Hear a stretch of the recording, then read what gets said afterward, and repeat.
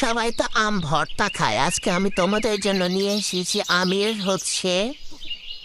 আহ, কি ভুলে গেছি, আসলে জুস বানাবো আমের, যার জন্য আমি আমগুলোকে কুচি কুচি করে কেটে নিয়েছি। তার মধ্যে দিয়েছি 1 চামচ লবণ, 2টা কাঁচামরিচ, আর 3 টেবিল চামচ টক দই, সাথে একটু জিরা, কাঁচা জিরা। তো তার মধ্যে একটু চিনি, মানে চিনিটা পরিমাণ একটু বেশি দিবেন, কারণ আমাদের আমের গাছের আমটা খুব টক।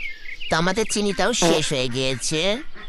এই চিনিটাকে ঝাঁকে ঝাঁকে ঝাঁকে ঝাঁকে একটু বের করেছি। তো পুরোটাই দেওয়ার পর আমার মা বলছিল যে আরেক জায়গাতে একটু আছে, ওখান What? থেকে আবার একটু দিয়েছি। দিয়ে আমি জুসটা তার খেতে খুবই মজা হয়েছে। তো টক দইটা একটু দিতে বের করার কারণে এখন বরফ হয়ে আছে।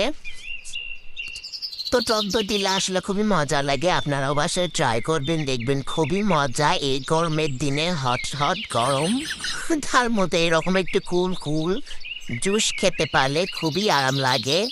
তো আপনারাও ট্রাই করে খেতে পারবেন, যার জন্য আমি তোমাদের জন্য রেসিপি তৈরি করেছি। যে রেসিপিটা খুব ভালো লাগলে অবশ্যই আমার পাশে থাকবে, লাইক কমেন্ট শেয়ার এবং ফলো করে। So bye bye, tata.